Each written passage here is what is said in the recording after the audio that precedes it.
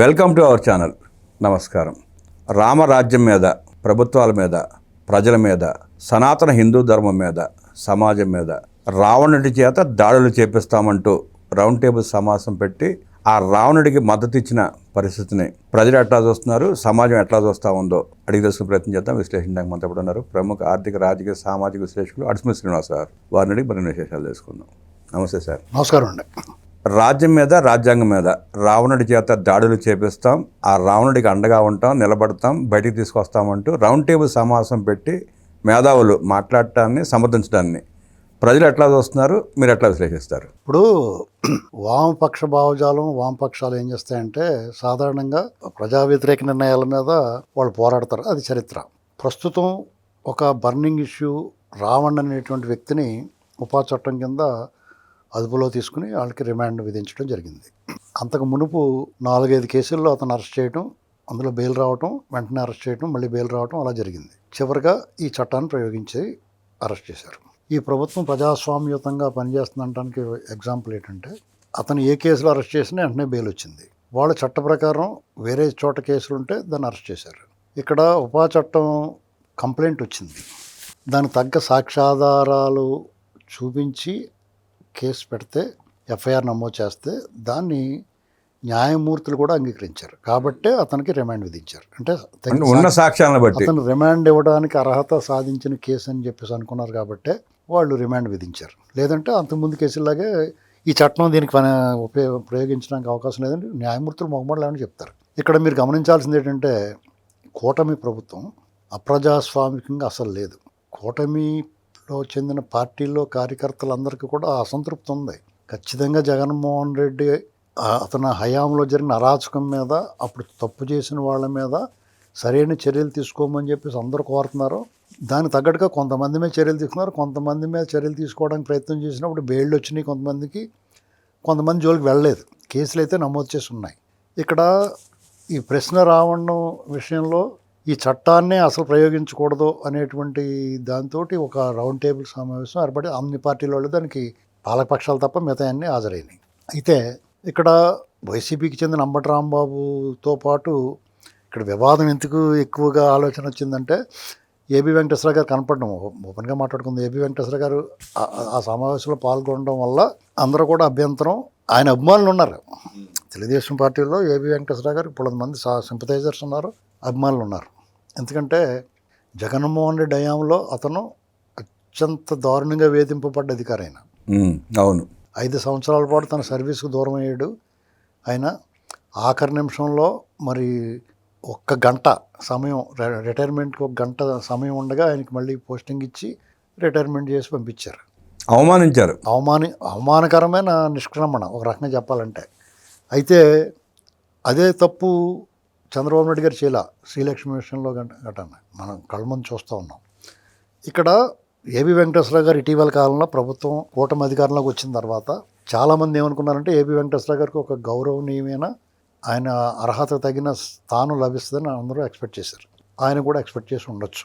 నాకు తెలిసి ఆయన పెద్ద ఏమి ఎక్స్పెక్ట్ చేయలేదు. నాకు తెలిసి ఆయన ఆ విషయంలో ఎప్పుడు ఖండిస్తూనే ఉన్నారుగా. నాకు తెలిసి ఆయన ఏం పెద్ద ఆశించలేదు. నాకు తెలుసు, అది నా పర్సనల్గా తెలుసు. అయితే ఆయన ఒక ద్వైతీ భావనలో ఉన్నారు కొన్నాళ్ళు. ఎందుకంటే ప్రభుత్వం పోకడ కక్షా రాజకీయాలు చెయ్యను అన్న మాట వల్ల కొంతమంది మీద చర్యలు తీసుకోలేదు వీళ్ళు. అది కళ్ళ ముందు కనపడుతుంది. సీక్రెట్ ఏం కాదు. ఎవరో పేరు నాని, వాళ్ళ మిస్సెస్ విషయంలోనూ, విడుదల రజని, రోజా, చంద్రశేఖర్ రెడ్డి ఇలాంటి విషయంలో ప్రభుత్వం ఉంది కొంచెం తప్పే. దానికి కారణాలు వాళ్ళు చెప్తున్నారు. మహిళల జోలికి వెళ్ళకూడదు అనేటువంటిది ఏదో దాని కారణాలు దాన్ని చెప్తున్నారు. అలాగ వాళ్ళు వెళ్ళకపోవడానికి కారణాన్ని వాళ్ళు సమర్థించుకున్నా ఇది తెలుగుదేశం సానుభూతి పరులకు రుచించట్ల. ఎందుకంటే చంద్రశేఖర్ రెడ్డి చంద్రబాబు నాయుడు గారిని, పవన్ కళ్యాణ్ గారిని లకారాలతో తిట్టాడు. దాన్ని ఎవరో జీర్ణించుకోలేకపోతున్నారు. చంద్రబాబు నాయుడు గారు ఒక లెజెండరీ పొలిటీషియన్ ఆయన. అవును. ఆయన్ని ఆ రకంగా మాట్లాడిన వాళ్ళు ఇప్పుడు కొడాలి నాని. అతనమే చర్యలు తీసుకుందామంటే ఆడేమో ఆపరేషన్ చేయించుకుని గుండెకి ఏదో కట్టుకుని బ్యాగులు కట్టుకుని తిరిగాడు. ఇప్పుడు మళ్ళీ దుక్కలా తయారై మళ్ళీ మాట్లాడుతున్నాడు. ఇప్పుడు వాళ్ళు ఏంటంటే వాళ్ళ పట్ల ఈ ప్రభుత్వం కొంచెం సానుకూలంగా ఉంది, ఫోన్లే సావనే వాళ్ళు అన్ని వదిలేసిన వాళ్ళేం ఆగట్లా. అంటే ప్రభుత్వం సానుకూలంగా ఉన్నా దమ్ముంటే అరెస్ట్ చేయడం మళ్ళీ సవాల్ సవాళ్ళు విసురుతున్నారు. కుక్కతోక వంకరలాగా వాళ్ళ వ్యవహారం ఉంది. రోజాలాటోళ్ళు ఆ మధ్యన రోజా నోటికి వచ్చినట్టు మాట్లాడుతుంటే, నేను నీకు ఎవడ సాయం చేస్తున్నాడో ఆడికి చెప్తున్నాను, కొంచెం నోరు మూసుకోమని చెప్పాయి ఆవిడికి అని చెప్తే ఆగింది. ఖచ్చితంగా చెప్పుంటాడు. ఏంటండి అది ప్రభుత్వం అన్న తర్వాత రకరకాల వ్యాఖ్యానాలు చేస్తున్నారు. చంద్రబాబు నాయుడు గారు తన పొలిటికల్ కెరీర్లోనే ఈ రకమైన తీవ్రమైన పదజాలంతో ఆయన్ని కానీ లోకేష్ గారిని కానీ, వైసీపీ వాళ్ళు అంటే వాళ్ళు నీచాతి నీచులు కాబట్టి వాళ్ళు జుగుప్సాకరమైన భాషతోటి ఆయన విమర్శించారు, ట్రోల్ చేశారు, బూతులు తిట్టారు. పక్కన పెడితే తెలుగుదేశం సానుభూతి పరులు అనుకున్న వాళ్ళే చంద్రబాబు నాయుడు గారిని, లోకేష్ గారిని అలసిపోయినట్టు మాట్లాడుతున్నారు. ఇది అభ్యంతరకరం, ఖచ్చితంగా అభ్యంతరకరం. పార్టీ అన్న తర్వాత మంచి చెడు రెండు ఉంటాయి. కొన్ని మనకు నచ్చనవి జరుగుతూ ఉంటాయి, మనం ఆహ్వానించదగ్గ పరిణామాలు ఉండవు. అది ఒక్కొక్కసారి పార్టీకి నష్టం చేయొచ్చు, లేదా పార్టీకి మేలు చేయొచ్చు కూడా ఆ వైఖరి. ఇది మనం గమనించుకుని మంచి చెడు ఆలోచించుకుని వ్యవహరించాలి తప్ప వాళ్ళకి ఏదో పొగరు బలిసిపోయిందనో లేకపోతే వాళ్ళకి బలుపనో ఇలాంటి మాటలు మాట్లాడటం తగదని నా ఉద్దేశం. మనలాంటి వాళ్ళు హితో చెప్పుగలుగుతాం కానీ ఎవరిని కూడా నిందించలేము, ఎవరితోటి కూడా వైరం మనకు అవసరం లేదు. ఇప్పుడు ఏబి వెంకటేశ్వర నాకు అత్యంత సన్నిహితులు. ఆయన విషయంలో ఆయన అభిప్రాయం అయింది. ఇప్పుడు ఆయన ఎలా ఉండాలో మనం ఎవరు నిర్ణయించడానికి ఎలా చెప్తే మనం ఎవరని చెప్పడానికి. ఇప్పుడు ఏం చేయాలనుకున్నారో ఆయన ప్రజల తరపున మాట్లాడాలి, దానికి తగ్గ రెవెన్యూ సమస్యలు అవి మంచి మాట్లాడుతున్నాడు. ఆయన తప్పే ఉంది.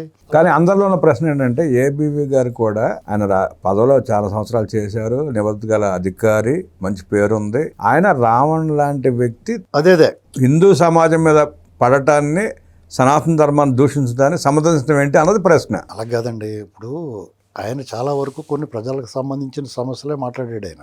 అయితే ఇది అభ్యంతరకరమైన విషయం కింద ఎందుకు మారిందంటే, అతను రావణ్ లాంటి వ్యక్తులకి అతనికి సమర్థించలేదు ఆయన. ఇప్పుడు కూడా చెప్తున్నాను, నేను రావణ్ ఏమీ సమర్థించలేదు ఆయన మీద ఈ చట్టం ప్రయోగించడాన్ని సమర్థించట్లేదు ఆయన. పిచ్చుక మీద బ్రహ్మాస్త్రం ఆయన అనుకుంటున్నాడు. నేనేమనుకుంటున్నా అంటే అదేం పిచ్చుకు కాదు, అది వల్చర్, శవాలు పిక్కుతేనే రాబందులాటోడు, దేశ సమగ్రతకు ముప్పిలాంటి వాళ్ళు. మనం చిన్న పాముగా దాన్ని వదిలేస్తే అదే విష పురుగు అయిపోద్ది, ప్రమాదం వాళ్ళతో అనేటువంటి నా భావన. కానీ ఆ చిన్న పాము వెనకాల అనకొండలు ఉన్నాయి. ఆ చిన్న పాముని సమర్థిస్తే ఆ చిన్న పాముని పెంచి పోషించే అనకొండలు ఉన్నాయి. అల్టిమేట్గా ఇటువంటి వ్యవహారాలన్నీ జగన్మోహన్ రెడ్డి లాంటి అరాచక శక్తులకి లబ్ధి చేకూర్చేలా ఉంటుంది. మీరైనా నేనైనా ఈ ప్రభుత్వాన్ని ఇవాళ విమర్శించే వాళ్ళందరం కూడా ఒక యుద్ధం చేసి ఈ ప్రభుత్వం రావటానికి మన వంతుగా, ఇప్పుడు మన వల్లే రాలేదు, మన రాతల వల్ల మన మాటల వల్లే రాలేదు. కోట్ల మంది పోరాడి బయటకు వచ్చి జగన్మోహన్ రెడ్డి అరాచకానికి వ్యతిరేకంగా ఒక సునామీలో వచ్చారు. మనం అందులో ఒక అణువులాంటి వాళ్ళు మనం. కాబట్టి మన వల్ల ఏదో అయిపోద్ది అనుకుంటే అది, ఇప్పుడు ప్రభుత్వం కూడా కొన్ని విమర్శలని కొంతవరకు స్పేర్ చేస్తారు, తర్వాత ఆసక్తిగా వింటారు, చూస్తారు. ప్రభుత్వమైనా, ప్రజలైనా, పార్టీ కార్యకర్తలైనా డిఫరెన్సెస్ ఆఫ్ ఒపీనియన్ ఉంటుంది డెఫినెట్గా. ఆ అభిప్రాయ భేదాలను మనం కాదనలేము. అయితే అది ఎక్స్ట్రీమ్కి వెళ్ళకూడదు. శృతి మించిన తర్వాత ఇగ్నోర్ చేస్తారు, పట్టించుకోరు. ఈయన ఇంతే అనుకుంటారు. రోజు చచ్చిపోడికి ఎవడెడతాడు? అవునా కదా. ఇప్పుడు మీరు రంధ్రాన్వేషణ చేసి పనుగట్టుకుని, ఇప్పుడు లొకేషన్ టార్గెట్ చేసి చేస్తే అసలు స్పేర్ చేయరు. అతను ఏం తప్పు చేసాడండి? అవిశ్రాంత పోరాటం చేస్తున్నాడు గెలిచిన దగ్గర నుంచి. అలా కాదండి, అతనికి ఉండే రిజర్వేషన్ డెఫినెట్గా అతను కూడా నీకు నాకే ఉన్నప్పుడు అతనికి ఉండవా? మనమే అంత తోపు తురుమనుకుంటే ఇప్పుడు నేనేమంటున్నానంటే అది పెద్దగా పరిగణనలో తీసుకోవద్దు ఎవరికే అని చెప్తున్నాను. ఎవరు కూడా అవి పట్టించుకోవద్దు. సహజంగా విమర్శలు ఉంటాయి, విమర్శలు సహజం. విమర్శని విమర్శగా స్వీకరించండి. ఎవరో కూడా దుర్భాషలు ఆడొద్దు. వాళ్ళు కౌంటర్గా అని చెప్పేసి ఒక స్ట్రాటజీ పెట్టుకుని వాళ్ళని ఏదో దూషించడం అవి చేయొద్దని చెప్పేసి నా రిక్వెస్ట్. ఎవరికి? తెలుగుదేశం సానుభూతి పరులకి, వాళ్ళకనే. దూషణ వల్ల ఉపయోగం ఉండదు, దానివల్ల ఏం ప్రయోజనం ఉండదు. వాళ్ళు ఏంటంటే కొన్నాళ్ళు మాట్లాడుకుంటారు, ప్రభుత్వం వాళ్ళు మార్చుకుంటారు. ఇక వాళ్ళు ఎక్స్ట్రీమ్కి ఎలా వెళ్ళిపోయారంటే, ఇప్పుడు కూటమి పని అయిపోయింది, లేకపోతే ఆ జిల్లాలో పోయినాయి, ఈ జిల్లాలో పోయినాయి, అది ఇది అంటున్నారు. అది ఏమీ కాదు, అది ఏమీ జరగదు అలాగా. ఎందుకంటే జగన్మోహన్ రెడ్డి ఏ మార్పు వచ్చిందని కూటమి అటేపుకి, జనం అటేపుకి వెళ్ళిపోతారు. చిన్న లాజిక్కి ఆ జిల్లాలో ఈ జిల్లాలో పోయింది అనుకోవడానికి, రాయలసీమ ప్రాంతాన్ని తీసుకొస్తే చూసుకుంటే ఎన్ని లక్షల కోట్ల రూపాయలు పెట్టుబడులు వచ్చినాయో, ఎన్ని పరిశ్రమలు వచ్చి అభివృద్ధి జరుగుతాం చూస్తున్నాం. ఉత్తరాంధ్రకి ఎన్ని పరిశ్రమలు వస్తున్నాయో చూస్తున్నాం. కోస్తా ఆంధ్రకి ఎన్ని పరిశ్రమలు వస్తాయో, ఎలాంటి అభివృద్ధి జరుగుతుందో చూస్తున్నాం. ఎట్లా అంటారండి వీళ్ళు? అభివృద్ధి విషయంలో ఎవరు పేరెట్టలేరండి. అది కాదండి, మళ్ళీగా కార్యకర్తల అసంతృప్తి ఉంది. ఆ అసంతృప్తిని ఎలా సాల్వ్ చేయాలో, అసంతృప్తిని ఎలా తగ్గించాలో అది చూసుకుంటారు. మాలాటోళ్ళని చెప్తాం, అది వాళ్ళు స్వీకరిస్తారో, అది ఎలా చేయాలో మేము వాళ్ళకి చెప్పాం. ఇది ఇలా చేసుకుంటే బాగుంటుందని. వాళ్ళు వింటారు, డెఫినెట్గా వింటారు. ఇప్పుడు హితవాక్యాన్ని వింటారు. నువ్వు పొల్లెట్టుకెలిగితే వినకపోవచ్చు, అది విమర్శలా కనపడుద్ది. అప్రియ సత్యాలు ఉంటాయి కొన్ని, వాళ్ళు మాట్లాడేది అప్రియ సత్యాలు, కొన్ని సత్యాలు ఉంటాయి వాళ్ళు మాట్లాడే దాంట్లో, అవి అప్రియ సత్యాలు. నువ్వు ప్రియంగా కొంచెం ఇష్టపడేలా చెప్పాలా, చెప్పే విధంగా చెప్పాలి. ఎందుకంటే డెఫినెట్గా అధికారంలో ఉన్న వాళ్ళు 500గా ఉంటారు. ఇప్పుడు నీకు నాకు నీ దగ్గరికి నా దగ్గరికి వచ్చేసి కూర్చోవాలంటే కూర్చోరాళ్ళు. అలా ఆశించడం కూడా అత్యాసది, డెఫినెట్గా అత్యాసే. మనం చెప్పినట్టు వాళ్ళు నడవాలని మనం కోరుకోకూడదు. ఎట కుదురుతుంది? మనం చెప్పింది కూడా వింటే బాగుంటుంది అనుకోవాలి. అవి వింటే వాళ్ళు బాగుపడతారు, వినకపోతే నష్టపోతారు. అర్థమైందండి? చెప్పేది కూడా సహేతుకంగా ఉండాలిగా. చెప్పే విధానంలో కూడా తేడా ఉంటుంది. చెప్పేలా చెప్పాలా ఎవరికైనా సరే, ఆ చెప్పడంలో ఉంటుంది. ఇప్పుడు ఏదో అంటారు కదా, మీ నాన్నగారు ఉన్నారా అన్నదానికి నీ అమ్మ మొగుడు ఉన్నాడు దానికి తేడా లేదా, సేమ్ అలాగే ఆ చెప్పే విధానంలో చెప్తే ఎవరైనా వింటారు, ఖచ్చితంగా వింటారు. మీరు ఏదో పనిగట్టు రంధ్రాన్వేషణ చేసినట్టు కావాలని ఇది చేయాలనుకుంటే అది సాగదో, వాళ్ళు అసలు లెక్చారు. దాన్ని బలుపు అనుకుంటారో ఏమనుకున్నా సరే మీ ఇష్టం, ఏమని అనుకోండి. డెఫినెట్గా మనకే ఎంత బలుపు ఉంటే వాళ్ళకి ఎంత ఉంటుంది. మనకే ఎంత బలుపు వ్యవహారం చేస్తుంటే డెఫినెట్గా అధికారంలో ఉన్నవాళ్ళు, పుట్టినగాడి నుంచి అధికారంలో ఉన్నవాళ్ళు, ఎప్పుడు కూడా హ్యాండెడ్గా ఉన్నవాళ్ళు, వాళ్ళ వెనకాల కోట్లాది మంది ఉన్నప్పుడు డెఫినెట్గా బలుపు ఉంటుంది. బలుపు లేకపోతే సన్నాసులు అంటారు, కానీ బలుపు ఉంటుంది తప్పు కాదు, డెఫినెట్గా బలుపు ఉండాలా. అంత బలుపు ఉంటే జగన్మోహన్ రెడ్డి వ్యవహరించేవాళ్ళుగా వాళ్ళు అట్లా ఎందుకుంటారు? ఒకవేళ ఉంటే ఉంటుంది. దాన్ని మనం బలుపు అనుకుంటారు ఏంటండి. ఇప్పుడు ఇక్కడ మనకు నచ్చలేదని చెప్పేసి మన ఇష్టం మాట్లాడితే కుదరదు. పొరపాటు లేవా అంటే డెఫినెట్గా ఉన్నాయి. దాన్ని అలా చెప్పాలి, వాళ్ళు కూడా సాల్వ్ చేసుకుంటే వాళ్ళ దృష్టి తీసుకెళ్ళాలి. వాళ్ళు కూడా కొన్ని రాంగ్ ఫీడ్బ్యాక్ వస్తూ ఉంటుంది ఒక్కోసారి. దాన్ని మనం సరైన దారిలో పెట్టాలి. దానికి మనం సహకరించాలి. మన పార్టీ మీద అభిమానం ఉంటే, వ్యక్తుల మీద అభిమానం ఉంటే. అభిమానం లేదు, మన ధోరణి ఎవడో ఆగమని చెప్పడం. మీ ఇష్టం ఉన్నట్టు మాట్లాడుకోవచ్చు, మీ ఇష్టం ఉన్నట్టు రాయొచ్చు. కొన్నాళ్ళు వింటారు, కొన్నాళ్ళు చూస్తారు, తర్వాత పట్టించుకోరు. ఇది జరగబోయేది. ఇక్కడ మీటింగ్ అంటారా, ఏబి వెంకటేశ్వర గారు తప్పు ఏమీ లేదు. నన్ను కాకపోతే నేను కూడా వెళ్తున్నాను. నేను వెళ్ళి నా అభిప్రాయం చెప్తాను. ఖచ్చితంగా అతనికి ఆ చట్టం పెట్టాల్సిందే అని చెప్తాను నేను. ఏంటండి, నన్ను కేకలేదు కాబట్టి నేను వెళ్ళలేదు, అంత స్థాయి ఉన్నవాడిని కాదు కాబట్టి. నేను ఓ పార్టీ ప్రతినిధిగా వాళ్ళు నన్ను పిలవలేదు, స్పోక్స్ పర్సన్ ఎవరన్నా పిలిచారో లేదో తెలియదు. ఏంటండి, కానీ అంబటి రాంబాబు పక్కన కనపడినంత మాత్రాన అతను తప్పట్టాల్సిన అవసరం లేదు. ఇప్పుడు సభలో సమావేశాలు, వేడుకలు, విందులు, పెళ్ళిళ్ళు, పేరంటాలు ఇలాంటి వాటి కూడా ఎదురుపడతారు. ఇప్పుడు ఆ ఆహుతులు అనేక మంది ఉంటారు, హోస్ట్ ఉంటాడు, వాళ్ళకి అన్ని పార్టీల్లోనూ మిత్రులు పిలుచుకుంటారు.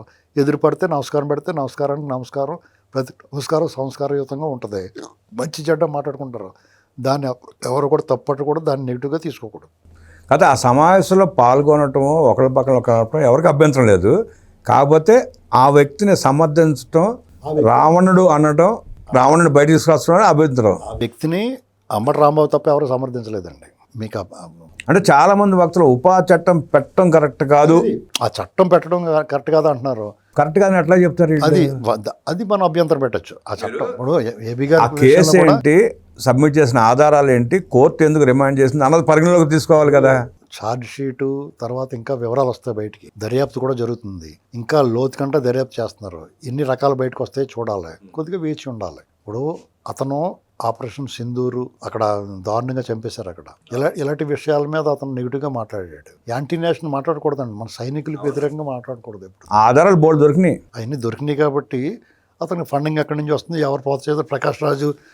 నేనైతే ప్రకాష్ రాజు మీద కూడా పెట్టమంటున్నాను, పెట్టాలి కదా. ఖచ్చితంగా డిమాండ్ చేస్తున్నాం మేము. ప్రకాష్ రాజుని కూడా ఇన్వాల్వ్ చేయాలి ఇందులో. ఈ కేసులో అతను కూడా అరెస్ట్ చేసి ఖచ్చితంగా ఎన్ఐఏ వచ్చి దీన్ని దర్యాప్తు చేయాలి. ఎందుకంటే ఇలాంటి వాటిని మొగ్గలం. ఇప్పుడు తోటకూర దొంగిలించినాడే మందలించాలన్నట్టు వీళ్ళు కూడా కొంతమంది మాట్లాడినట్టు పట్టించుకోకపోవడం ముప్పు వచ్చింది. ఇది మొదటే అణిచివేసి ఉంటే, ఎందుకంటే ఒక యాగం జరుగుతుంది, మంచి చెడులు ఉంటాయి.